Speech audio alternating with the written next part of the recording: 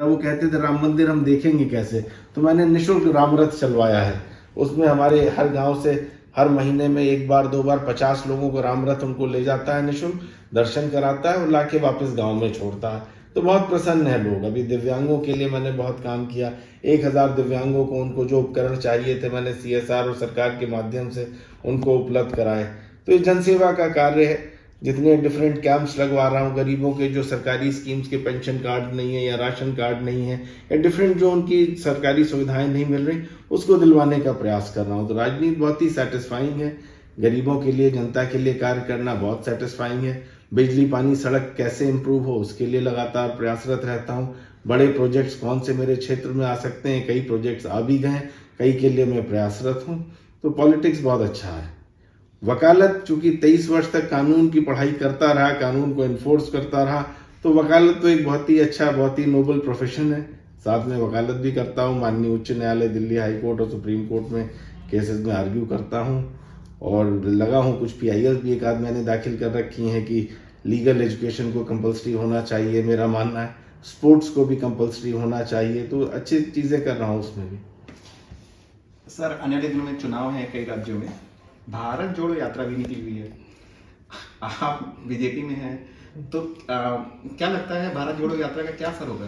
पहले कांग्रेस ने भारत को तोड़ दिया, जातिवाद पे तोड़ दिया, तुष्टिकरण पे तोड़ दिया, सारे उन पे पैरामीटर। जब अब भारत जोड़ने की बात कर रहे हैं, हास्यास्पद है भारत जोड़ो यात्रा। भारत अपने आप में अखंड राज्य है, जुड़ा देश है, सब जुड़े हुए हैं। ये भारत जोड़ो यात्रा उनकी मानसिकता है, क्योंकि उन्हें मालूम है उन्होंने देश को टुकड़ों में तोड़ा है। राज्यों की लड़ाई करी है, लिंग्विस्टिक लड़ाई कराई है, जाति की लड़ाई कराई है, धर्म की लड़ाई कराई है, अपीजमेंट किया है। तो जोड़ने का प्रयास कर रहे हैं, इससे कुछ नहीं होगा। भारतीय जनता पार्टी में जनता को अपार विश्वास है। हमारे मोदी जी की, यशस्वी मोदी जी की सरकार दोबारा बनेगी और पिछली बार से ज्यादा बहुमत से बनेगी। 2024 में आप देखिएगा, ये बात आज आप रिकॉर्ड कीजिएगा, पिछली बार हमारे जितने सीटें थी उससे ज्यादा से सीटें आएंगी।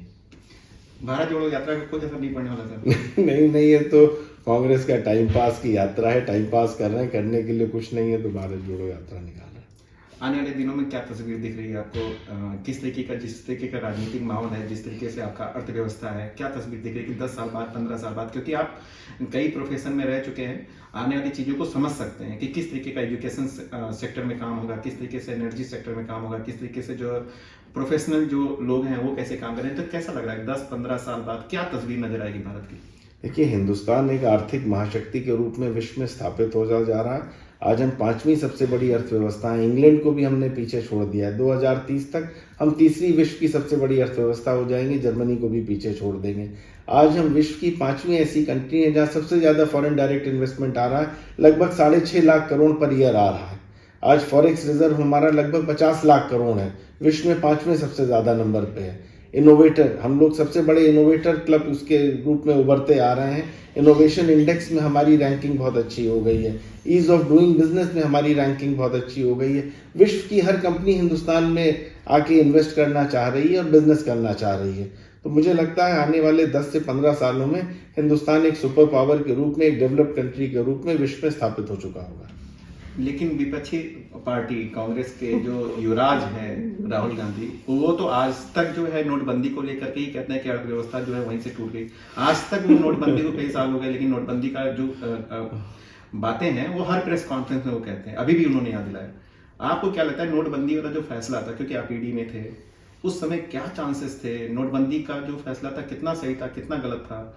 और आज भी अगर राहुल गांधी नोटबंदी को लेकर के ही हर जगह पे बीजेपी सरकार को या प्रधानमंत्री को निशाना बनाते हैं, तो क्या है उसके पीछे, क्या था आखिर? उनके पास बोलने को कुछ नहीं। जैसा मैंने आपको बताया कि आज हम विश्व की 5वीं सबसे बड़ी अर्थव्यवस्था बन चुके हैं। पूरे विश्व का सबसे ज्यादा FDI हमारे पास आ रहा है। फॉरेक्स रिजर्व हमारे पास सबसे ज्यादा है। हमारा GDP GNP बढ़ता चला जा रहा है। ईज ऑफ डूइंग बिजनेस में हम अच्छा कर रहे हैं। हमारे पास जितने ज़्यादा हमारे पास नई कंपनियां खुल रही हैं, जितना ज़्यादा इनोवेशन हो रहा है, वो वर्ल्ड में, उसमें हमारी टॉप 10 में रैंकिंग्स हैं। वर्ल्ड में फूड ग्रेन प्रोडक्शन में हम नंबर 2 हो चुके हैं। 50 कंट्रियों को हम फूड ग्रेन एक्सपोर्ट कर रहे हैं। 75 कंट्रियों को हम डिफेंस एक्सपोर्ट कर रहे हैं। हर चीज़ तो हमारी बढ़ के, उनको इकोनॉमी की कितनी समझ है उस पर मैं ज़्यादा बोलना नहीं चाहूँगा। बट अब इसकी नोटबंदी के फायदे हैं, अब हर चीज़ रिकॉर्ड पे है। अब आप देखिए आतंकवादी घटनाएं बंद हो गई कि नहीं? पहले कहाँ रोज धमाके हुआ करते थे, जम्मू कश्मीर से केरला तक रोज धमाके होते थे, रोज लोग मरते थे, क्या कहीं हो रहे हैं? अब हर चीज सरकार की नजर में है।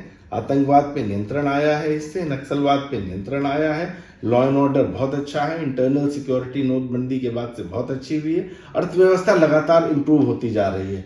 जितना ज्यादा अर्थव्यवस्था हिंदुस्तान की मजबूत हुई है, मुझे नहीं लगता इतनी पिछले 50 सालों में हुई होगी।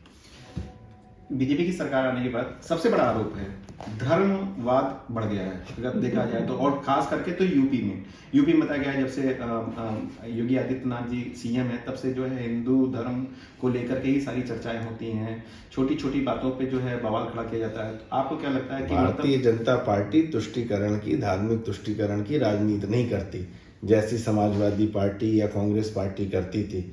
कांग्रेस पार्टी कहती थी राम तो काल्पनिक है, राम मंदिर की आवश्यकता क्या है, राम सेतु तो काल्पनिक है, एक सूडो सेकुलरिज्म की बात करते थे, अपीजमेंट करने में लगे रहते थे, शहबानो केस में पूरा कॉन्स्टिट्यूशन पलट दिया। ऐसे नहीं होता।